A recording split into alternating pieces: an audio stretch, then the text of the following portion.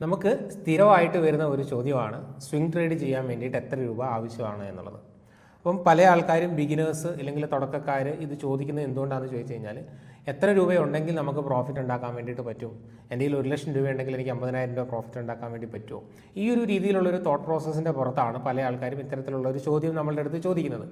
പക്ഷേ നമുക്കിതിൻ്റെ ഒരു കറക്റ്റായ ആൻസർ എന്ന് പറയുന്നത് ഒരു ബിഗിനർ അല്ലെങ്കിൽ മാർക്കറ്റിലോട്ട് കടന്നു വരുന്ന ഒരാൾ മാർക്കറ്റിനെ നോക്കി കാണേണ്ടത് ഈ ഒരു രീതിയിലല്ല, ഇല്ലെങ്കിൽ ഇത്ര രൂപ കൊണ്ട് വന്നാൽ ഇത്ര രൂപ പ്രോഫിറ്റ് എടുക്കാം, ആ ഒരു രീതിയല്ല. അത് വളരെ തെറ്റായിട്ടുള്ളൊരു രീതിയാണ്. പകരം അവർ നോക്കി കാണേണ്ടത് ഇല്ലെങ്കിൽ അവർ ചിന്തിക്കേണ്ടത് എങ്ങനെയാണെന്ന് ചോദിച്ചാൽ നമുക്ക് ഒരു സ്റ്റോക്ക് മാർക്കറ്റ് ജേണിയെ 2 സ്റ്റേജസ് ആയിട്ട് തിരിക്കാം. ഒന്നാമത്തെ സ്റ്റേജ് എന്ന് പറയുന്നത് ഞാനിവിടെ എഴുതിയ പോലെ തന്നെ ലേണിംഗ് ആൻഡ് അണ്ടർസ്റ്റാൻഡിങ് എന്നുള്ളതാണ്. സോ ഈ ഒരു സ്റ്റേജ് ഇതൊരു സ്റ്റേജ് 1 ആയിട്ട് നമുക്ക് കൺസിഡർ ചെയ്യാം. ഇവിടെ നിങ്ങൾ ഫോക്കസ് ചെയ്യേണ്ടത് എന്താണ്?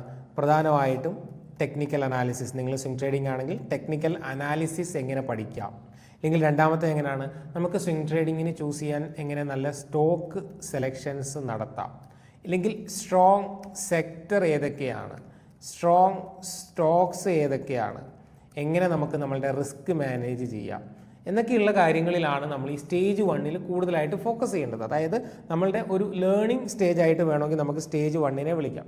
ഓക്കെ, ലേണിംഗ് ആൻഡ് അണ്ടർസ്റ്റാൻഡിംഗ് എന്ന് നമ്മൾ പറയും. മാർക്കറ്റിൽ എന്തൊക്കെയാണ് നടക്കുന്നത്, മാർക്കറ്റിൻ്റെ സെൻറ്റിമെൻറ്റ്സ് എന്താണ്, മാർക്കറ്റിൻ്റെ സ്ട്രക്ചർ എന്താണ്, നമുക്കിപ്പം ട്രേഡ് ചെയ്യാൻ പറ്റുന്ന സിറ്റുവേഷൻ ആണോ അല്ലയോ, അല്ലെങ്കിൽ ഞാൻ ഈ പറഞ്ഞ ഈ ഒരു ഫുൾ പ്രോസസ്സ്, അതായത് നല്ല മാർക്കറ്റ് ആണോ അല്ലയോ എന്ന് മനസ്സിലാക്കി ട്രേഡ് എടുക്കാൻ അനുയോജ്യമായിട്ടുള്ള മാർക്കറ്റ് ആണെന്നുണ്ടെങ്കിൽ അതിൽ ഏറ്റവും നല്ല സ്റ്റോക്കുകളിലോട്ട് എങ്ങനെ എത്താം, അങ്ങനെ സ്റ്റോക്കുകളിലോട്ട് എത്തിക്കഴിഞ്ഞാൽ അതിൽ എവിടെ നമുക്ക് എൻട്രി എടുക്കാൻ വേണ്ടിയിട്ട് ശ്രമിക്കാം. സോ ഈ ഒരു പ്രോസസ്സ് ആദ്യം പഠിക്കുക, ഇത് റിപ്പീറ്റഡ് ആയിട്ട് ചെയ്യുക, അതുവഴി നിങ്ങൾക്കൊരു കോൺഫിഡൻസ് സ്വയം ഉണ്ടാക്കിയെടുക്കുക എന്നുള്ളതാണ് നിങ്ങൾ സ്റ്റേജ് 1 ഫോക്കസ് ചെയ്യേണ്ടത്. പല ആൾക്കാർക്കും എന്താ പറ്റുന്നതെന്ന് ചോദിച്ചാൽ എല്ലാവരും ഇത് ചെയ്യുന്നുണ്ട്, പഠിക്കാൻ ശ്രമിക്കുന്നുണ്ട്, തീർച്ചയായിട്ടും പഠിക്കാൻ ശ്രമിക്കുന്നുണ്ട്.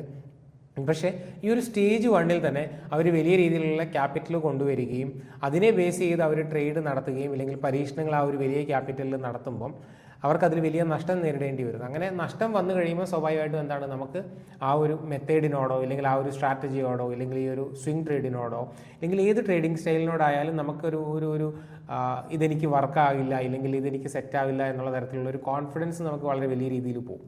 അപ്പോൾ നിങ്ങളുടെ സ്റ്റേജ് 1 നിങ്ങൾ ഫോക്കസ് ചെയ്യേണ്ടത് ഞാൻ ഈ പറഞ്ഞ പോലെ തന്നെ എത്ര രൂപയ്ക്ക് സ്വിംഗ് ട്രേഡ് ചെയ്യാം, നമുക്ക് എത്ര രൂപ ഉണ്ടാക്കാൻ പറ്റും എന്നുള്ളതിലല്ല, പകരം എന്താണ് ടെക്നിക്കൽ അനാലിസിസിൽ ഇല്ലെങ്കിൽ നല്ല ഒരു പ്രോസസ്സ്, ഈ പറഞ്ഞ മുഴുവൻ അടങ്ങുന്ന നല്ലൊരു പ്രോസസ്സ് നിങ്ങൾ പഠിക്കാൻ വേണ്ടിയിട്ട് ശ്രമിക്കാം.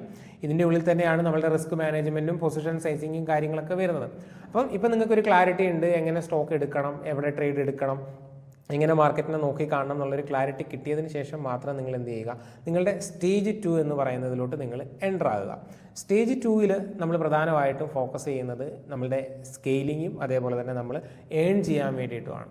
ഓക്കെ, സോ ഈ ഒരു ഏരിയയിൽ എത്തുമ്പം നമ്മളുടെ പ്രോഫിറ്റ് എന്തിനെ ഡിപ്പെൻഡ് ചെയ്തിട്ടാണ്? ഇപ്പം ഈ സ്റ്റേജ് 2 പല ആൾക്കാർക്കും തെറ്റുപറ്റും. അതായത് സ്റ്റേജ് 1 അവർ നന്നായി പഠിച്ചു, നല്ലൊരു പ്രോസസ്സ് ബിൽഡ് ചെയ്തു. സ്റ്റേജ് 2 എത്തുമ്പം അവർ അവരുടെ ക്യാപിറ്റലിനെ ബേസ് ചെയ്തുകൊണ്ടായിരിക്കത്തില്ല റിസ്ക് എടുക്കുന്നത്. റിസ്ക് ഭയങ്കര ഇമ്പോർട്ടൻ്റ് ആയിട്ടുള്ള അല്ലെങ്കിൽ നമ്മുടെ റിസ്ക് മാനേജ് ചെയ്യേണ്ടത് വളരെ ഇമ്പോർട്ടൻ്റ് ആയിട്ടുള്ളൊരു കാര്യമാണ്. പക്ഷേ പല ആൾക്കാരും കാര്യങ്ങൾ പഠിച്ചാൽ പോലും ഈ ഒരു ഏണിംഗ് ആൻഡ് സ്കെയിലിംഗ് എന്ന് പറയുന്ന സ്റ്റേജിലോട്ട് എത്തുമ്പം അവരുടെ ക്യാപിറ്റൽ സപ്പോസ് 1 lakh ആണെങ്കിലും അവരെന്താണ് അവരുടെ ക്യാപിറ്റലിൻ്റെ 3-4% റിസ്ക് എടുക്കും.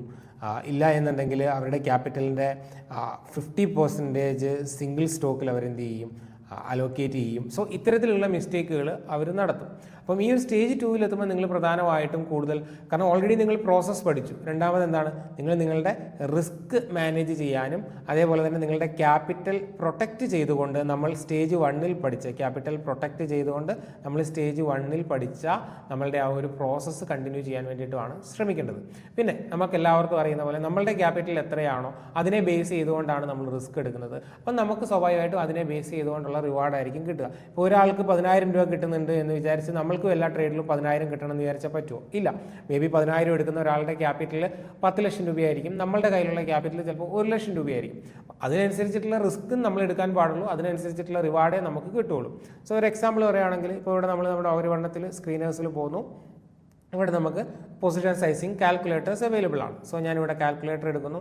ഞാനിവിടെ ഒരു ക്യാപിറ്റലിൻ്റെ അവിടെ 1,00,000 രൂപ എന്നുള്ളത് സെറ്റ് ചെയ്ത് കൊടുക്കുന്നു. ഓക്കെ, 1,00,000 രൂപ സെറ്റ് ചെയ്ത് കൊടുക്കുന്നു. ഞാൻ ഒരു ട്രേഡിൽ എടുക്കാൻ പോകുന്നത് 1% റിസ്ക് ആണെന്ന് വിചാരിക്കുക. എൻ്റെ ക്യാപിറ്റലിൻ്റെ 1% റിസ്ക് ആണ് ഞാൻ എടുക്കുന്നത്. അപ്പം ഇവിടെ എത്രയാണ് എനിക്ക് റിവാർഡ്? ഇപ്പം ഞാൻ 1:2 ആണ് ഫോളോ ചെയ്യുന്നത് എന്നുണ്ടെങ്കിൽ എനിക്കിവിടെ എക്സ്പെക്റ്റഡ് പ്രോഫിറ്റ് എന്ന് പറയുന്നത് 2,000 രൂപയാണ്, അല്ലെങ്കിൽ ബ്രോക്കറേജ് എല്ലാം കഴിഞ്ഞ് 1,970 രൂപ എന്നുള്ളതാണ്. ഓക്കെ, എൻ്റെ മാക്സിമം ലോസ് എത്രയാണ്? 1,030 ഇൻക്ലൂഡിങ് ബ്രോക്കറേജ്, ടാക്സ്, ഇങ്ങനെയുള്ള കാര്യങ്ങൾ. അപ്പം 1,00,000 രൂപയുള്ള ഞാൻ എൻ്റെ ക്യാപിറ്റലിൻ്റെ 1% റിസ്ക് എടുക്കുമ്പോൾ, 1,00,000 രൂപ ക്യാപിറ്റലുള്ള ഞാൻ എൻ്റെ ക്യാപിറ്റലിൻ്റെ 1% റിസ്ക് എടുക്കുമ്പോൾ എനിക്ക് എത്രയാണ്? 2,000 രൂപ റിവാർഡും 1,000 രൂപ റിസ്ക്കുമാണ് വരുന്നത്. എന്നാൽ സെയിം ടൈം ഇവിടെ എന്താണ്? 10,00,000 രൂപ ക്യാപിറ്റലുള്ള ഒരാൾക്ക് അതേ കാൽക്കുലേഷൻ തന്നെ നമ്മൾ വെക്കുമ്പം എത്രയാണ്? റിസ്ക് 1% എന്ന് പറയുന്നത് 10,000 രൂപയായിട്ട് മാറും. ഇവിടെ നിങ്ങൾക്ക് കാണാം 10,300 ഇൻക്ലൂഡിങ് ടാക്സ്, ബ്രോക്കറേജ് വരും. നമുക്ക് എന്നാൽ സെയിം ടൈം എക്സ്പെക്റ്റഡ് പ്രോഫിറ്റ് എന്താണ്? നേരത്തെ 2,000 കണ്ടെടുത്ത്, അല്ലെങ്കിൽ 1,970 കണ്ടെടുത്ത് അതിൻ്റെ 10 ഇരട്ടി, അല്ലെങ്കിൽ 19,700 ആയിട്ട് മാറും. അപ്പം രണ്ടാമത്തെ സ്റ്റേജിൽ, അതായത് സ്റ്റേജ് 1 നമ്മൾ ഫോക്കസ് ചെയ്യേണ്ടത് നമ്മുടെ ലേണിങ്ങിലായിരിക്കണം. നമ്മൾ ഒരിക്കലും അവിടെ പൈസ ഉണ്ടാക്കാൻ വേണ്ടി ശ്രമിക്കരുത്. പൈസ ഉണ്ടാക്കാൻ വേണ്ടി ശ്രമിച്ചു കഴിഞ്ഞാൽ നിങ്ങൾക്കെല്ലാം അവിടെ കറക്റ്റായി നിങ്ങൾക്ക് വർക്കാകണമെന്നില്ല. അതുകൊണ്ട് തന്നെ നിങ്ങളുടെ കോൺഫിഡൻസ് വളരെ വലിയ രീതിയിൽ പോകും. അതുകൊണ്ട് സ്റ്റേജ് 1 നിങ്ങൾ ഫോക്കസ് ചെയ്യേണ്ടത് ലേണിങ്ങിലായിരിക്കണം. അവിടെ നിങ്ങൾ ടെക്നിക്കൽ പഠിക്കുക, ബാക്കിയുള്ള കാര്യങ്ങൾ പഠിക്കുക, പ്രോസസ്സ് നിങ്ങളുടെ ആ ഒരു ട്രേഡിങ്ങിൻ്റെ ഭാഗമാക്കുക. ഇമോഷൻസ് മാക്സിമം നിങ്ങൾ ആ ഒരു പ്രോസസ്സ് ഉപയോഗിച്ചുകൊണ്ട് ഒഴിവാക്കാൻ വേണ്ടിയിട്ട് ശ്രമിക്കുക. സ്റ്റേജ് 2 എത്തുമ്പോൾ, അതായത് സ്റ്റേജ് 1 കഴിഞ്ഞു, stage 1 may be 6 months or 1 year ആയിരിക്കാം. അത് കഴിഞ്ഞ് സ്റ്റേജ് 2 എത്തുമ്പോഴാണ് നിങ്ങൾ ഇനി എന്ത് ചെയ്യേണ്ടത്? നിങ്ങൾ ഏൺ ചെയ്യാൻ വേണ്ടിയിട്ടും അതേപോലെ തന്നെ ഇപ്പോൾ ഉള്ളത് കുറച്ചും കൂടി സ്കെയിൽ ചെയ്യാൻ വേണ്ടിയിട്ടും ശ്രദ്ധിക്കേണ്ടത്.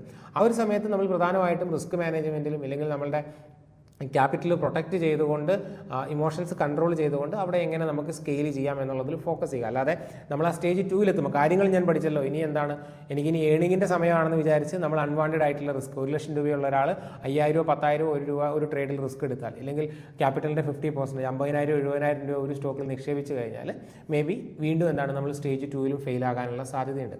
അപ്പം ഈ ഒരു രീതിയിലായിരിക്കണം നിങ്ങളിപ്പോൾ ഇൻട്രാഡേ ആണെങ്കിലും സ്വിംഗ് ആണെങ്കിലും ഏത് തരത്തിലുള്ള ട്രേഡിങ്ങിനെ അപ്രോച്ച് ചെയ്യേണ്ടത്. അപ്പോൾ നിങ്ങളൊരു ബിഗിനർ ആണെങ്കിൽ നിങ്ങൾ തീർച്ചയായിട്ടും നിങ്ങളുടെ ലേണിംഗ് സ്റ്റേജ് മാക്സിമം യൂസ് ചെയ്യുക. ആ സ്റ്റേജിൽ നമുക്ക് വേണ്ടത് സമയമാണ്. ലേണിംഗ് സ്റ്റേജിൽ നമുക്ക് വേണ്ടത് സമയമാണ്. നമുക്ക് ബാക്ക് ടെസ്റ്റ് ചെയ്യാനും, പഴയ ചാർട്ടുകൾ നോക്കാനും, പഴയ ഹിസ്റ്റോറിക്കലിൽ നമുക്ക് പ്രൈസ് ആക്ഷൻ എങ്ങനെ ബിഹേവ് ചെയ്തു നോക്കാനും, അതുവഴി നമ്മൾ ബിൽഡ് ചെയ്തെടുത്ത സ്ട്രാറ്റജി എത്രത്തോളം വർക്ക് ചെയ്യുന്നുണ്ടെന്ന് മനസ്സിലാക്കാനും, അല്ലെങ്കിൽ ഇനി നമുക്ക് ലേണിങ്ങിൻ്റെ ഭാഗമായിട്ട് കുറേ സ്റ്റോക്കുകളുടെ, സെക്ടറുകളുടെ ചാർട്ട് വഴി കയറി ഇറങ്ങുന്നതിന് വേണ്ടിയിട്ടൊക്കെ നമുക്ക് എന്താണ് സമയമാണ് നമുക്ക് വേണ്ടത് സ്റ്റേജ് 1. അപ്പോൾ സ്റ്റേജ് 1 നിങ്ങൾ പൈസ ഉണ്ടാക്കാൻ വേണ്ടി ഫോക്കസ് ചെയ്യാതിരിക്കുക. പകരം എന്താണ്, നിങ്ങൾ ലേണിങ്ങിന് വേണ്ടിയിട്ട് ടൈം സ്പെൻഡ് ചെയ്യുക. സോ അങ്ങനെ ആകുമ്പോൾ നിങ്ങൾക്ക് എന്താണ്, നിങ്ങളുടെ ഈ ഒരു സ്റ്റോക്ക് മാർക്കറ്റ് ജേർണി വളരെ സ്മൂത്ത് ആയിരിക്കും. നിങ്ങൾക്ക് വളരെ പെട്ടെന്ന് തന്നെ പ്രോഫിറ്റബിൾ ആകാൻ വേണ്ടിയിട്ടും സാധിക്കും. ഇനി അങ്ങനല്ല, നിങ്ങൾ ഈ ഒരു രീതിയിലല്ല ഫോളോ ചെയ്യുന്നത്, നിങ്ങൾ പഠിക്കുന്നതിൻ്റെ ഒപ്പം തന്നെ വലിയ രീതിയിൽ പൈസ ഉണ്ടാക്കാനാണ് ശ്രമിക്കുന്നതെന്നുണ്ടെങ്കിൽ നിങ്ങൾ അത് റിപ്പീറ്റ് ചെയ്തുകൊണ്ടേയിരിക്കും. എവിടേക്കോ എന്തൊക്കെയോ വർക്കാവും, പക്ഷേ നിങ്ങൾ കറക്റ്റ് ആയിട്ടുള്ളൊരു ട്രാക്കിൽ എത്തില്ല. പകരം എന്താണ്, ആ ഒരു ലൂപ്പ് ഇങ്ങനെ കണ്ടിന്യൂ ചെയ്തുകൊണ്ടേയിരിക്കും. 1, 1.5 വർഷം, 2 വർഷം കൊണ്ട് നമ്മൾ ട്രാക്കിൽ വരേണ്ട നമ്മൾ 5, 10 വർഷമായാലും അതിങ്ങനെ റിപ്പീറ്റഡ് ആയിട്ട് നടന്നുകൊണ്ടേയിരിക്കും. സോ ഈ ഒരു കാര്യം ഫോക്കസ് ചെയ്യുക. നിങ്ങളൊരു ബിഗിനർ ആണെന്നുണ്ടെങ്കിൽ തീർച്ചയായിട്ടും ഈ ഒരു വീഡിയോ യൂസ്ഫുൾ ആയെന്ന് ഞാൻ വിശ്വസിക്കുന്നു. നിങ്ങളുടെ അഭിപ്രായം എന്താണെന്നുള്ളത് കൂടി നിങ്ങൾ കമൻറ്റ് ബോക്സിൽ കമൻറ്റ് ചെയ്യുക.